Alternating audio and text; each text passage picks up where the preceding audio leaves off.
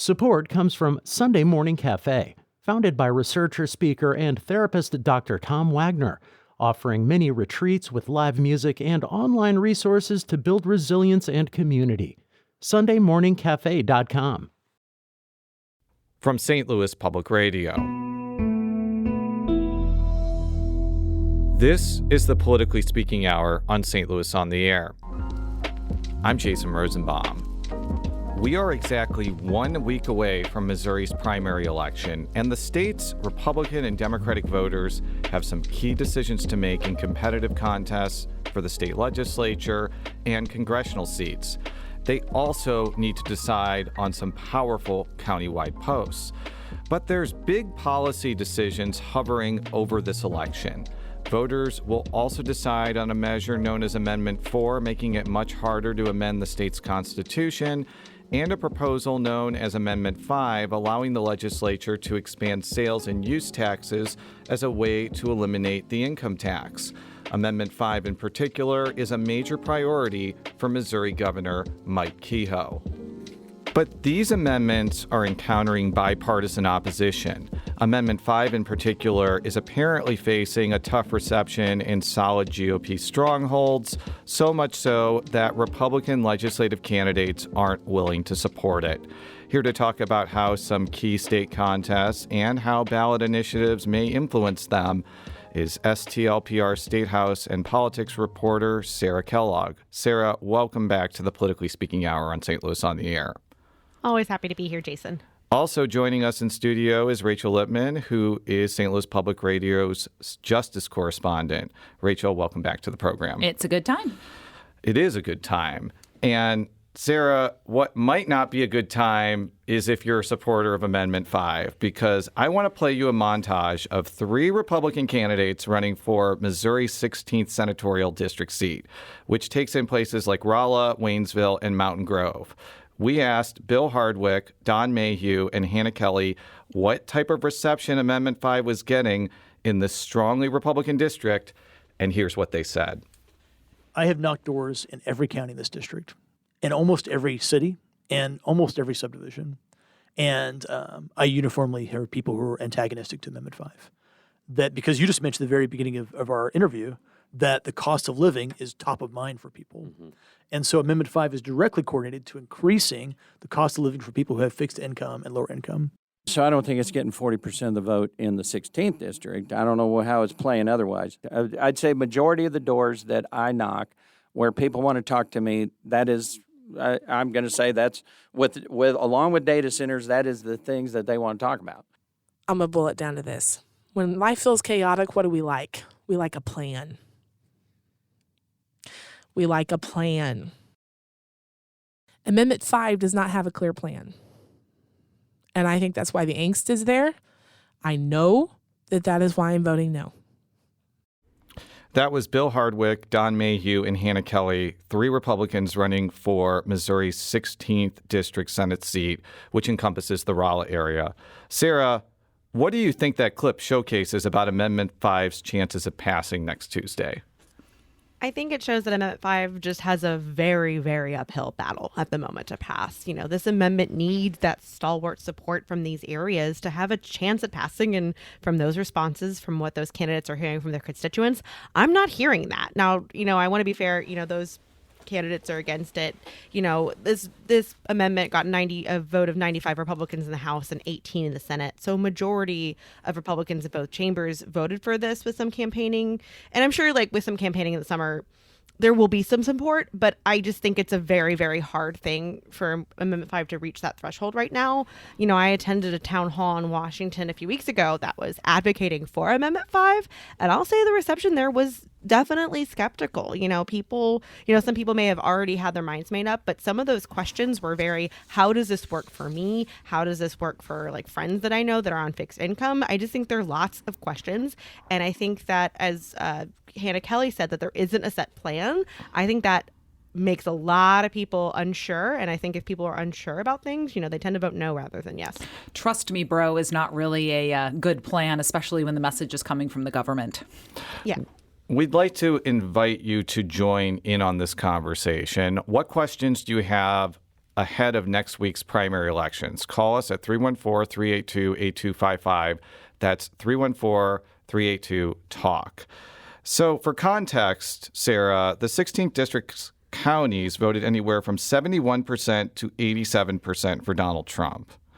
So if, as Bill Hardwick says, it's getting an almost, I don't think he said universally, but largely antagonistic reception in that part of the state.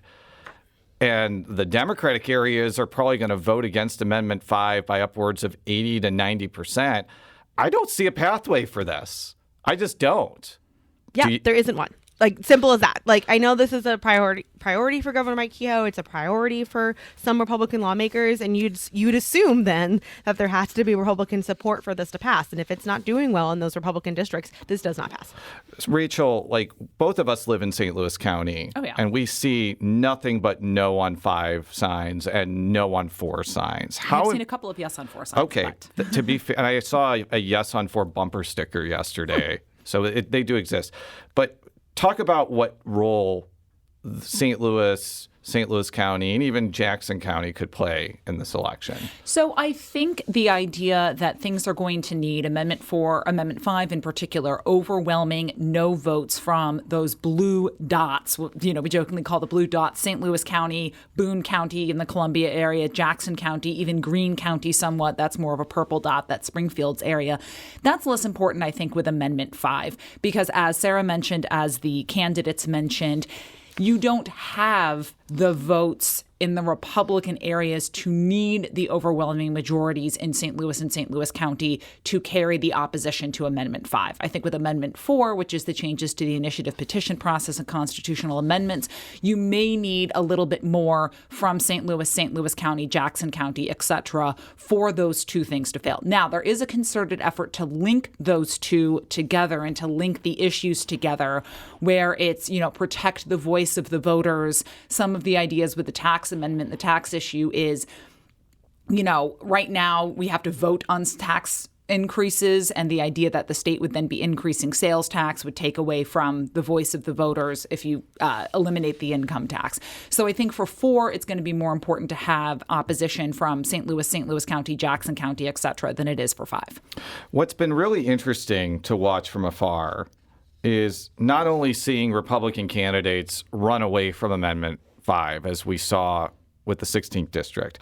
You're actually seeing some Republican challengers to incumbents use Amendment 5 to attack that incumbent. That's occurring in Southwest Missouri, Sarah, where Lori Rook is just bludgeoning Curtis Trent for sponsoring Amendment 5. If Curtis Trent ends up losing that race, is that a signal that support of Amendment 5 had tangible consequences for the people in Jefferson City who voted for it? I mean, I think yes. I think there's instances where so many Republicans share similar votes and viewpoints. So anything that distinguishes them is going to probably be hit on again and again. And I think that candidates like, Lori Rook, who's challenging Trent, they see that as an opening and they see that as a winning position. And I think that if they're victorious over Trent, I do think that's a tangible consequence, because otherwise there's nothing really that makes Trent, different than other Republicans. I see it consequential possibly for other races that we might talk about. But yeah, I do think it's consequences. So one of the things I've also noticed is that candidates running for the Missouri House and Senate on the Democratic side are preparing to use Amendment 5 to attack their GOP opponents in the fall. That includes Donald Looney, a Democrat running for a Western St. Charles County-based seat. We don't like it. We don't want it. And we're sick and tired of corrupt politicians overturning the will of the voters, telling working families that we don't know what's best for us, that we don't have our own self-interest in mind when we are doing the things that we are doing, right? I'm sick of it. I'm tired of it. That was Donald Looney, a Democrat running for a Western St. Charles County-based seat. I'll throw it to Rachel first. How effective do you think this issue will be for Democrats in the fall, especially running in competitive legislative seats in places like St. Louis County or St. Charles County? If somehow Amendment 5 passes, I think it is a more effective argument, because it is something that is tangible. It is something that is, hey, you supported this and there are going to be real consequences on people because of this vote. If it fails, yes, I think there are ways that you can message that to say they wanted to increase your sales tax, they wanted to increase your cost of living. But the thing is, the decision will have been made by the time we hit the general election. We'll know one way or the other. And if it fails, I think there's too much else going on the ballot in November, too many other issues where you could message it, but I don't know that it would be the most effective messaging when there will be so much else out there. And that was what I was going to ask Sarah, because I could definitely see if Amendment 5 fails, Democrats using that issue to attack people like John Patterson, a Republican who's running for a Senate seat in Jackson County, or Melanie Stinnett, a Republican running in Greene County. But I could see the argument that enough time has passed and voters will have completely forgotten about Amendment 5 by November 2026. What do you think about that, Sarah? I think for Patterson, it's a different case because he himself was the other House sponsor of the amendment. So they can pin this idea that they were trying to, if 5 fails, that they were trying to raise taxes on goods specifically on him. I think Stinnett, ultimately it's a yes vote. I don't think it helps, but I don't think it hurts nearly as much as it would hurt Patterson. So I want to talk about a race that's closer to home, literally, for Rachel and I, and that's the contest for the 4th Senatorial District between former State Representative Gina Mitten and current State Representative Steve Butts. I think, Rachel, by default, is this the most competitive race that includes the city of St. Louis this year? I mean, that's a barn burner of a race in the Missouri 1 GOP primary, but hey. Yeah, I meant for state legislative seats. We're going to talk about Mo 1 later. So I want to talk a lot less about the issues and more about the potential impact of this contest. Butts is a city resident, and Mitten lives in Richmond Heights. And when he was on Politically Speaking with Sarah and I, Butts made this argument. That is a big issue. This is still about 60% in the city, and I cannot imagine the state senator from the 4th District not being from the city of St. Louis. I know that's a little colloquial. I'm not saying someone from Maplewood or Brentwood or Shrewsbury could not represent the district, but boy, I think that is critically important. That was Democratic State Representative Steve Butts, a Democrat from St. Louis. Now, Rachel and I may be a little biased because we are county residents who live in the 4th District. But Sarah, you're in the state capitol more than us. Is it important for there to be more than just one state senator representing the city of St. Louis going forward? I feel like that's just such a subjective question. I think if you're looking at it, there are, more Democratic senators that represent areas of St. Louis County than just, than the city. So I think if you're looking at a numbers game, there is an argument for that. But I think there's also an argument for, at the end of the day, are the votes going to be that much different if someone lives in St. Louis County and represents the 4th versus if they live in the city and represent the 4th? I don't see those votes really going differently. So I think that maybe someone who lives in the city might be a little bit more tuned into city issues and things to bring up through legislation, but I just don't think it's a huge difference. Now, Mitten has pointed out that she represented a large portion of the city when she was a House member. I did ask her if it would be peculiar if she won and she, as a St. Louis County resident, would have effective veto power over nominees to the St. Louis Board of Police Commissioners. The reason being that it's tradition in the Missouri Senate that if you don't have the support of your hometown senator, your nomination dies. Here's what Mitten had to say about that. Are there people that might think that's odd? Yes. I think there's also plenty of people that won't think that it's odd as long as they feel that they're being adequately represented and that their voices are being heard. I think that's really the most important thing. Voters, residents, constituents, however you want to characterize it, we want to have a voice that is being paid attention to and heard in our elected officials. So the fact that I'm a county resident, I don't think that it impacts things. I think, again, you do your homework and you find out, you find out how the voters feel about it. That was former State Representative Gina Mitten, a Democrat from Richmond Heights. Now, Rachel, this may be more of a quirk of the law that put the police board into place, which, by the way, Butts supported and Mitten opposes. I think it's important for us to point that out. But do you see the fact that a county senator could have so much control over nominees to the city police board being an issue from a practical standpoint? I mean, I think part of what Butts's argument is kind of what is wrong with this region. The idea that you have to live somewhere to care about the region itself. You know, I'm a county resident, but I care how the city does. I care about what data centers might be doing in Montgomery County. I care about Kansas City. I care about, you know, how the rest of the state is doing. I care about, you know, is it expensive for farmers to farm up in Worth County, which is northwest Missouri? And, you know, the idea that you have to live to care somewhere, live somewhere to care about it more, I think is just, you know, Mitten made the point. I will be a voice for my voters, and I'm going to go and I'm going to do my homework. I've got no reason to trust that that's not something she's going to do. And she may also be a different advocate for different people on that board than Steve Butts might be. He's much more of a traditional pro-police South St. Louis Democratic candidate. What other voice is she going to bring? Does she make some of the constituents who may not feel represented by Butts feel more represented? Now, before we go to break, Sarah, is there a particular state legislative race that you're paying attention to that we did not mention here? So Senate District 32, I'm interested in because the incumbent Jill Carter is seeking her second term. She primaried then Senator Bill White and unseated him back in 2022. Now, 4 years later, his wife, Ellen Nichols, is running. There's just a little bit of drama there, and I can't help but enjoy that. So I'm interested in following that seat, but that's kind of one I'm keeping an eye on. What about you, Rachel? I'm looking at District 83, which is kind of a central St. Louis, Maplewood, Richmond Heights House district, and then State Senate District 14, which is Brian Williams' old district, sort of North Mid-County based. You stole one of mine, and that's the 14th Senatorial District, where 4 Democrats are running to replace Brian Williams. The winner of that is going to play a major role in the potential debate over whether to carve up the 1st Congressional District. And since the 1st Congressional District's population base is in North St. Louis County, people are going to look for them for leadership. So that's one of the reasons I'm paying attention to that race.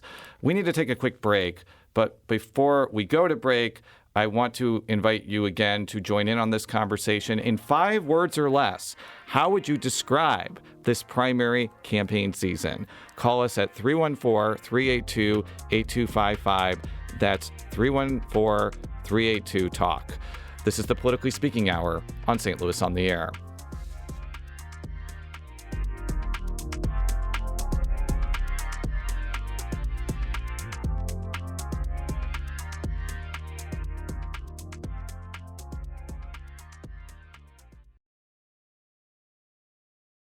Support comes from Gemma, architects, planners, and designers seeking to bring joy to their clients and communities. Details at gemastl.com.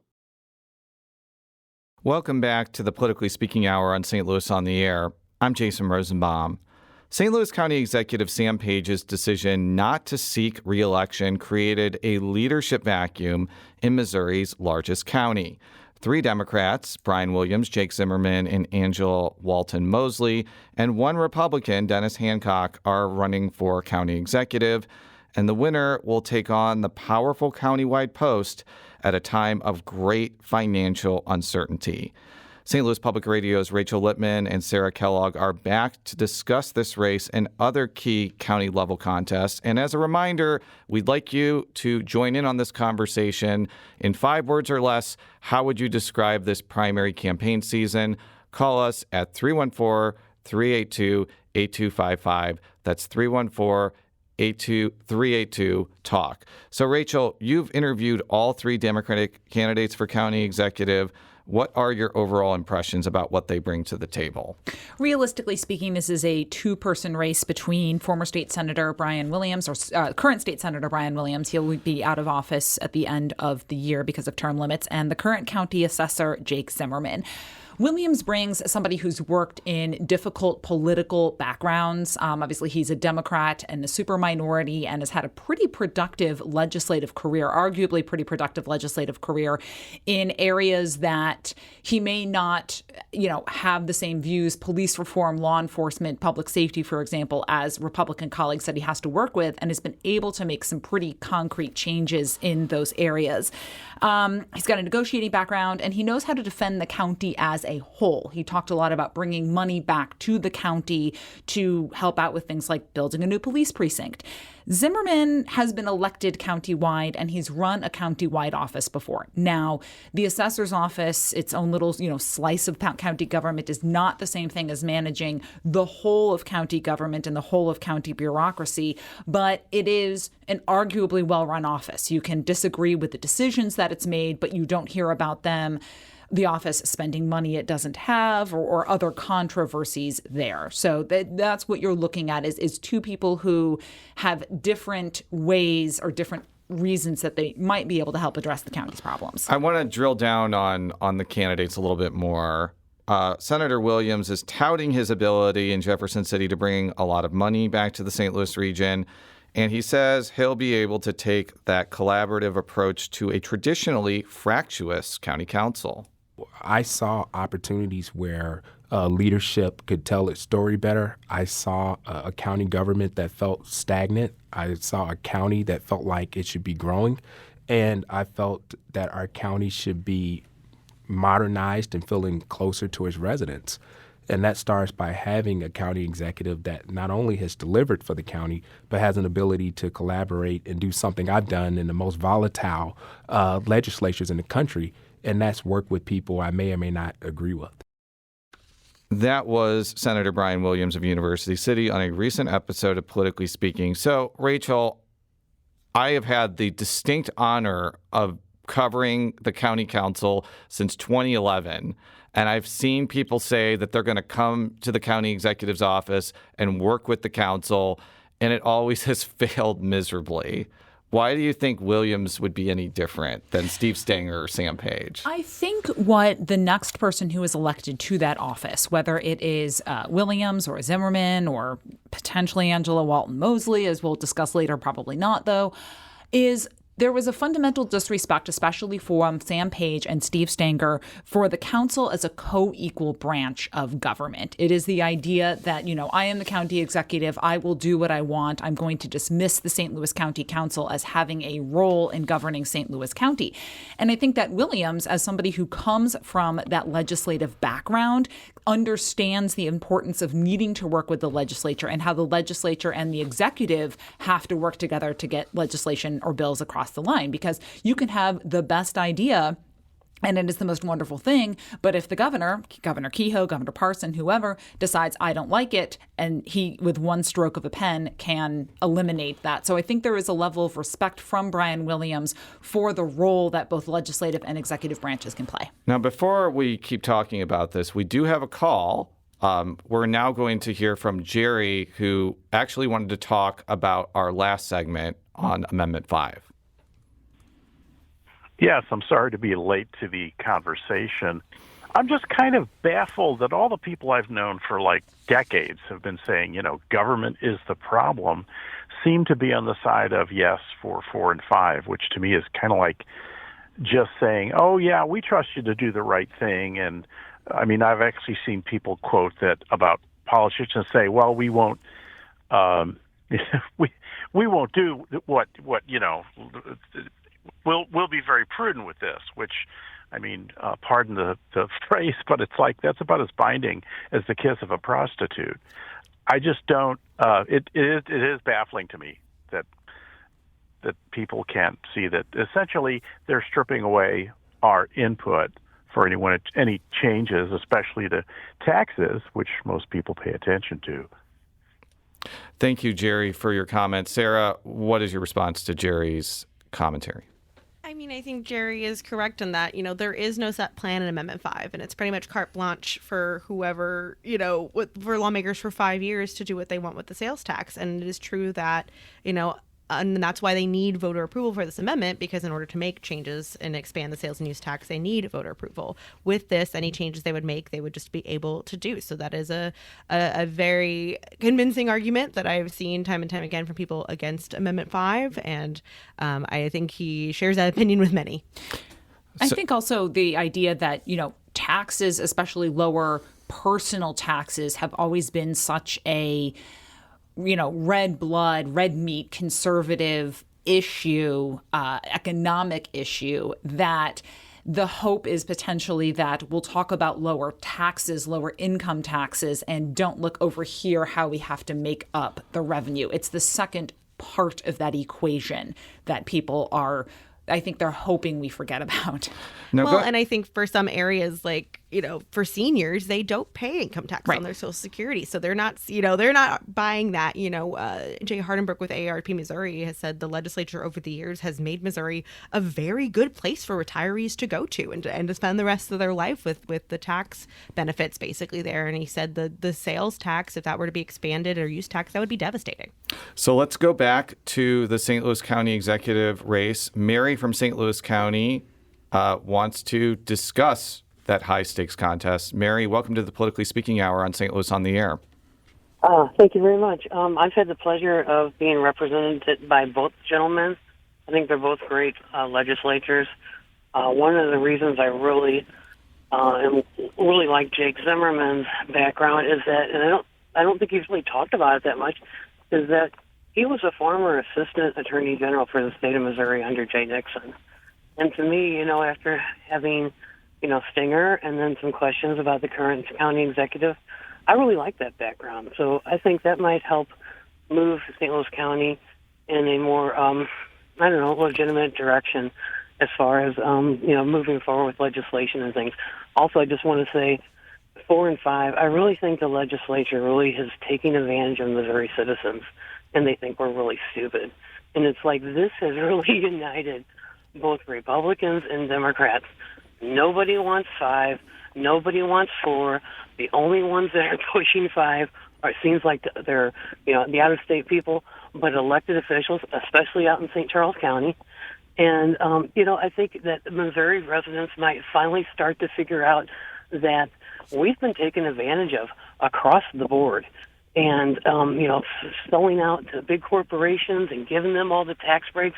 And now Missourians are suffering because of that backwards type of fiscal policy. So I think this is going to be total egg on their face, and I am going to rejoice in that. So on both 4 and 5 going down. Thank you so much, Mary. And this is a clip from Rachel's conversation with St. Louis County Assessor Jake Zimmerman about how he would deal with the aforementioned hostility in the county council.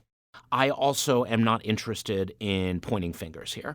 Politicians from both parties and on both sides of various rivalries collectively decided not to decide, collectively spent one-time money again and again to fill a budget problem rather than fix the fundamental challenge. The fundamental challenge is that for years now, St. Louis County has had less money coming in the door on a yearly basis than what goes out the door. And anybody who has ever balanced a household budget, anybody who's ever run a small business knows that that is not sustainable. That was St. Louis County Assessor Jake Zimmerman talking with Rachel during a recent episode of Politically Speaking. So my observations about the county executive race is it has not been as nasty and contentious as I thought it was. But one caller, Harvey in Chesterfield, said in response to our 5-word prompt that William Zimmerman race is embarrassing. Harvey, why do you think that? Well, I think they're both attacking each other over silly things, so that's embarrassing. And I would rather hear both of them talk about what they would do to improve North County. When you look at the county in general, we're doing pretty good except in North County. At least that's my anecdotal observation. And I really think that that's where we could stand some really good investment and good policy improvements.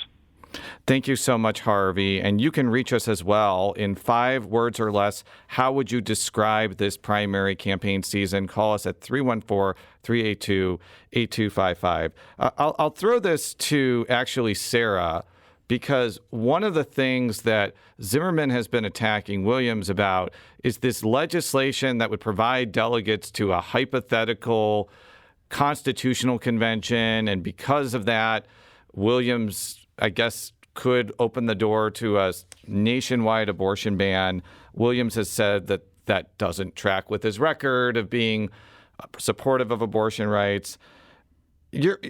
Sarah, I don't know if you're watching this from afar. If I didn't have to pay attention to St. Louis County politics, I probably wouldn't. But is this an example of two candidates just not having much to work with compared to, say, Butts and Mitten, who really are different on the issues? Yeah, I think that, if there isn't a tangible vote, if the point against Williams is a vote for a hypothetical federal constitutional convention, which the bar for that to happen is incredibly high. And there are so many other things I feel like Democratic senators, when you're on defense, have to worry about. I think that that shows that there isn't a lot to work with there. And I think that there isn't a vote that can be pointed to as much as you mentioned with the Mittens Butts race. And I think it does make it harder to go on the attack. It means that you have to stick with kind of what you have done and what you would do. And apparently it feels like that's not been the focus. So let's talk about the wild card in this contest. On the last day of filing, Senator Angela Walton Mosley of St. Louis County entered the Democratic primary for county executive. And a lot of people, including me, thought this was bad news for Williams. Both Williams and Mosley are African American. And Mosley has a track record of winning votes in her district, which includes parts of North St. Louis County Williams needs to win.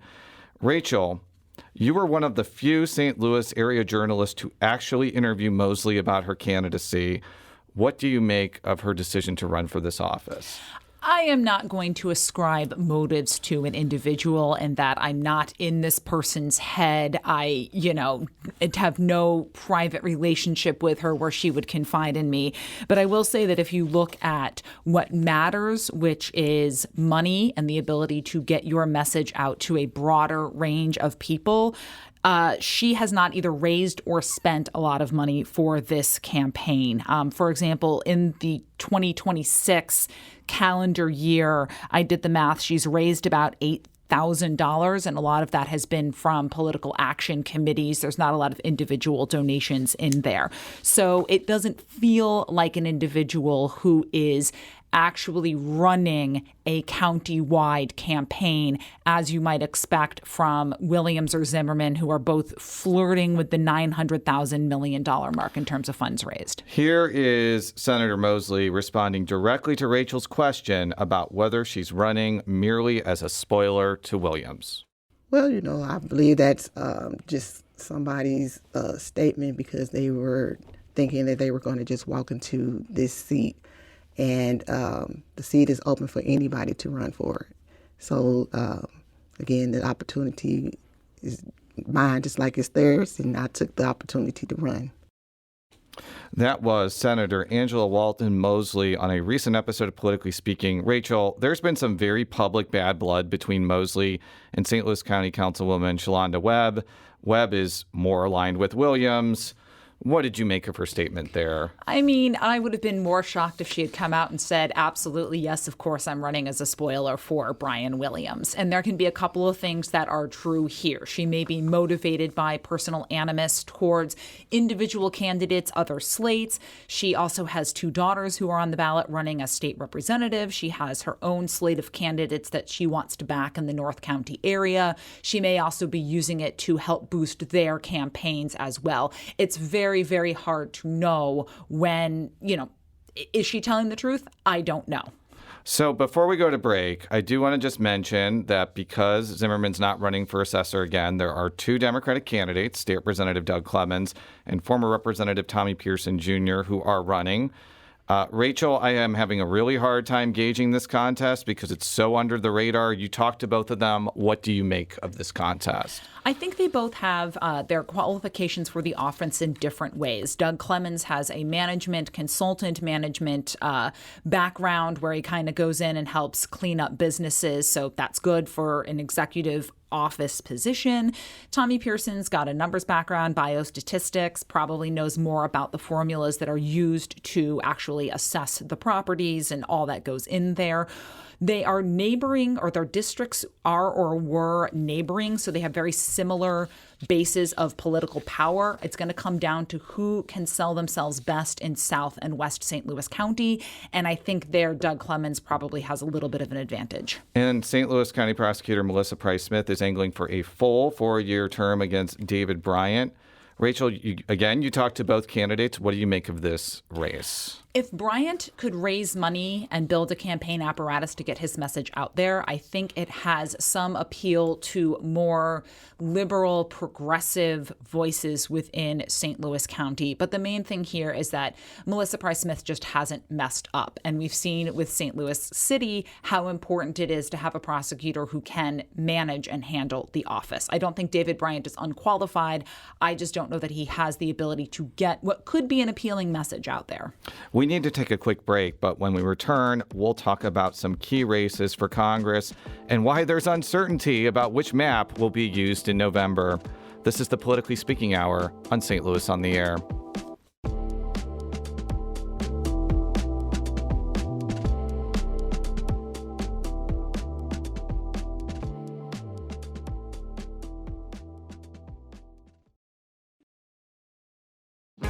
If you have a smart speaker, you have access to the entire world of NPR and St. Louis Public Radio.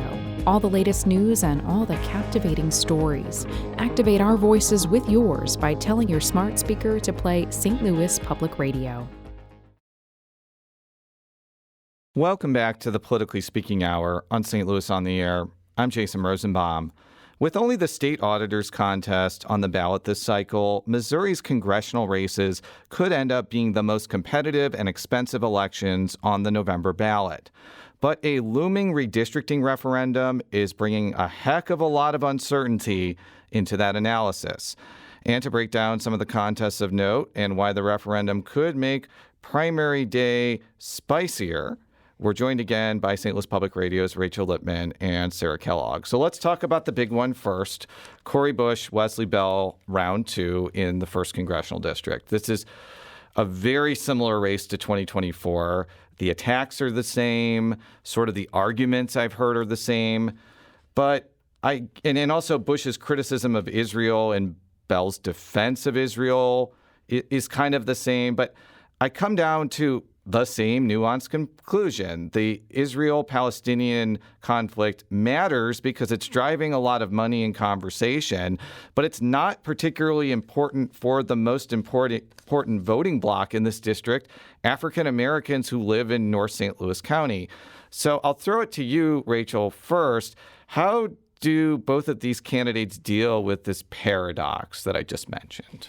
I think they are both going to have to find a way to get to the bread and butter issues that matter to the voters for whom the Israel-Palestinian conflict may not be the big deal. And it's just sort of this self-serving, self-feeding loop in terms of dialogue and discourse. The more that the issues are pushed by United Democracy Project, other AIPAC-aligned ads, it becomes more of the dialogue and conversation that us in the media are having. You know, it's just a big old feedback loop. And do they have the ground game to go out to knock the doors and to break that feedback loop and really get to the issues that do matter to that large voting bloc of constituents, the bread and butter issues?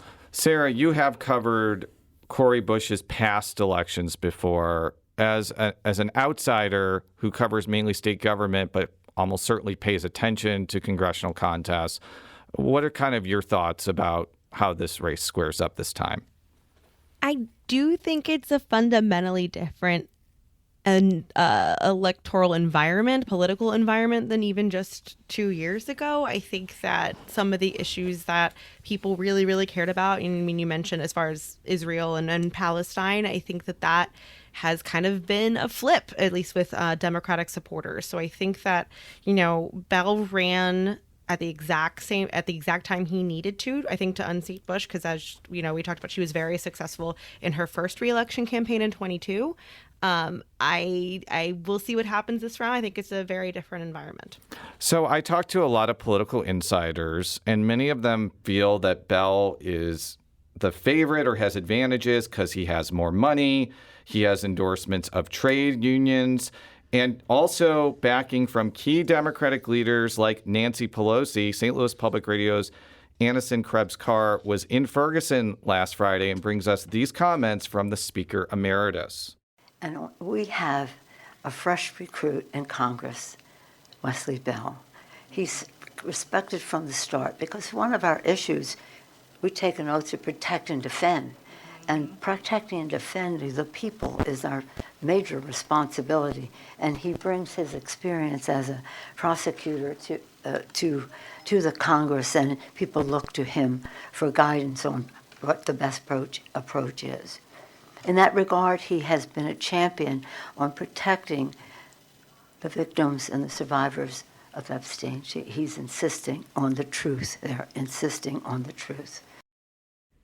That was former House Speaker Nancy Pelosi campaigning last week for Wesley Bell in Ferguson. So I mentioned those political insiders saying that things like Pelosi coming to help Bell help him. I could also see the counter argument that Pelosi is a relic. She's not liked by a lot of progressive voters. And this is kind of a not great move by Bell.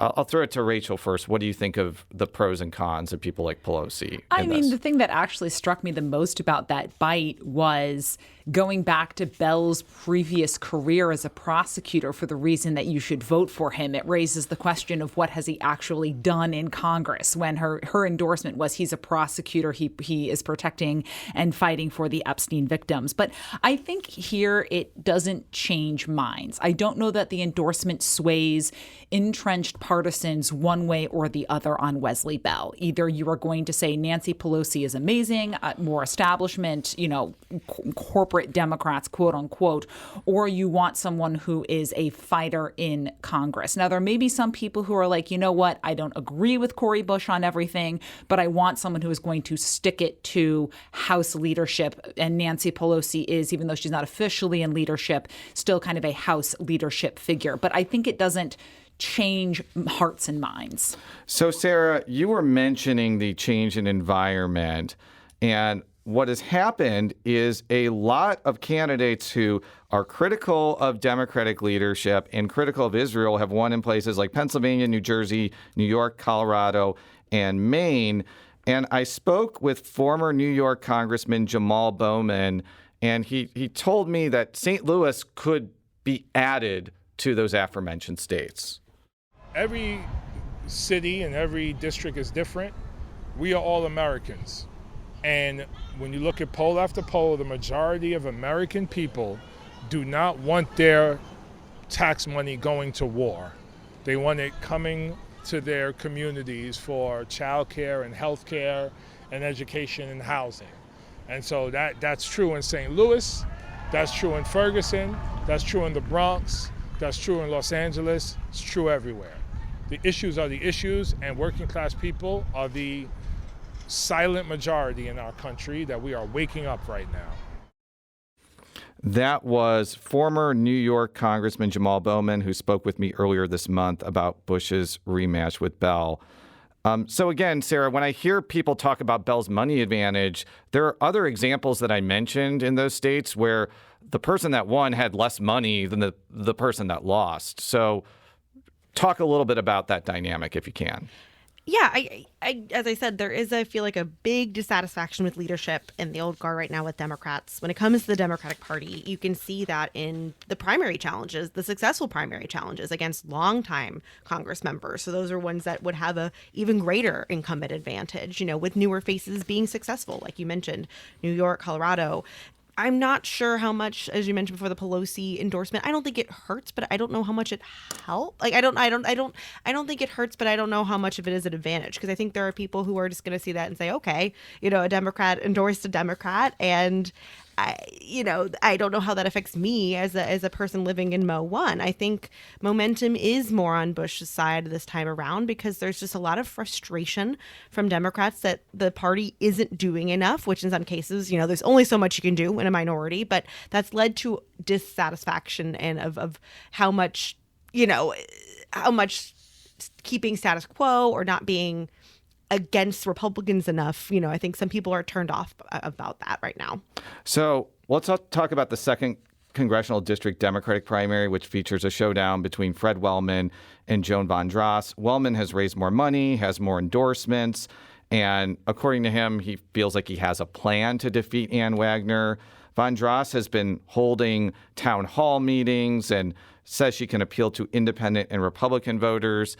Rachel, if you've been watching this primary contest like I have, what are your overall impressions, and what do you think what's going to be needed to actually beat Ann Wagner, given that she has never lost before? I think it is going to take a map or a very large wave year that is less fundamentally friendly to Ann Wagner. And part of the reason that Ann Wagner is so hard to beat is just the nature of the district. She doesn't do much, and that's fine in that district. What they want her to do is toe the GOP line, maybe occasionally have a stance on things like child trafficking that are unoffensive issues where most people are going to say, yes, I want to stop child trafficking.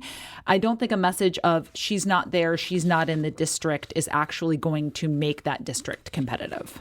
So I mentioned redistricting casting a shadow over this primary season. The state is using a map passed in 2025 next Tuesday. Secretary of State Denny Hoskins is slated to make a decision on a referendum on the redistricting plan by Election Day. He's likely going to reject it, but if the Missouri Supreme Court ultimately rules the referendum must be on the November 2026 ballot, then according to the Supreme Court's May 2026 decision, the map that we're talking about using on Tuesday was suspended since last December.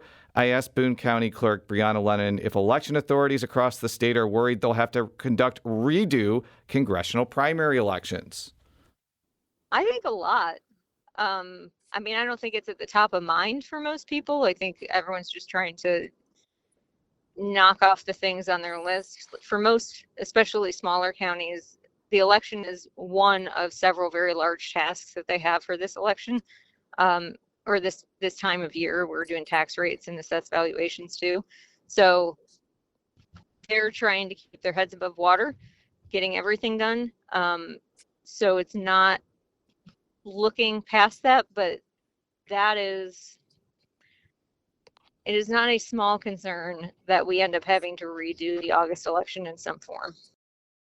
That was Boone County Clerk Brianna Lennon talking about whether the redistricting referendum could spark redos of congressional primaries. Sarah, are you as pumped for a redo congressional primary as I am? No, I'm not. I think this has shown the nature of how chaotic I feel like this election cycle has been with the referendum, with the decisions of whether the map be in effect or not. I think that this has just led to, a lot of confusion, and I think it could lead to a lot of consequences as far as exactly redos. And I think that it just shows maybe a not seeing the forest through the trees when it came to this issue last year. It's going to be a mess. So, by the way, I think it's important to note that if we have the 2022 map in effect for the general election, Emanuel Cleaver in Kansas City wins, and that was the entire purpose of doing this. And Ann Wagner's seat gets a little bit more Democratic. That could explain why Hoskins is pulling out all the stops to prevent the old map from going into effect. But Rachel, in like the last 50 seconds or so, it has to be really confusing for voters if we have to do a redo primaries. Right. And I'm not even sure what the timing of that would be. Would you redo the primaries and then you'd have to redo the general with the new map if you have candidates similar to Bruce Frank's different... Penny Hubbard. You do it in September and then you do the general. But if the referendum is in November, but the map is the map is suspended as of whatever until the referendum. But if the new map goes into it, I mean, you can see us kind of doing that meme where the guy is, looking at all the conspiracy theories. Yes, that's what this is like. We are collectively doing the Charlie Day and It's Always Sunny in Philadelphia right now, which was the reference. Also the Spider-Man pointing at each other. I feel like it's a bunch of that. That was the reference I wanted to do on Donnybrook a couple weeks ago, but totally botched it. But I did a great job now, and Rachel and Sarah did a great job as well. Rachel Lippman is St. Louis Public Radio's justice correspondent, and Sarah Kellogg covers all things state government and state politics for St. Louis Public Radio. Thank you so much for joining us today. Of course. Good times. If you want to read and listen to more of our coverage of the 2026 Missouri primary election, check out our voter's guide at STLPR.org.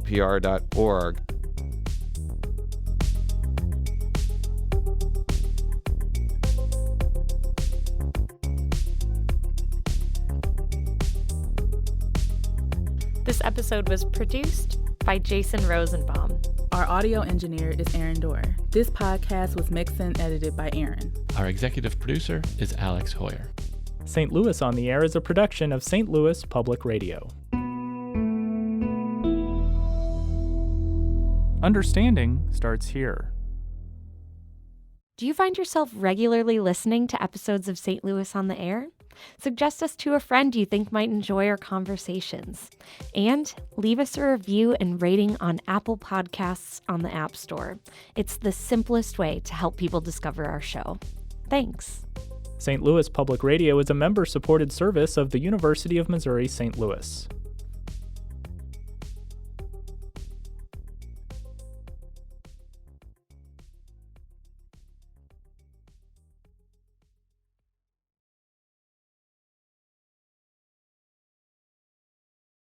Hi, I'm Laura Hamden, and my colleague Jessica Rogan and I are your daily hosts of the Gateway newsletter. We meet with the editors in the STLPR newsroom every weekday to bring you the top local stories of the day in a quick and easy 6-minute read by 6 a.m. In an age of overwhelm, it's a refreshing, thoughtful take on the news day, if we do say so ourselves. Fine-tune your daily news habit with the Gateway newsletter. Subscribe at stlpr.org/gateway.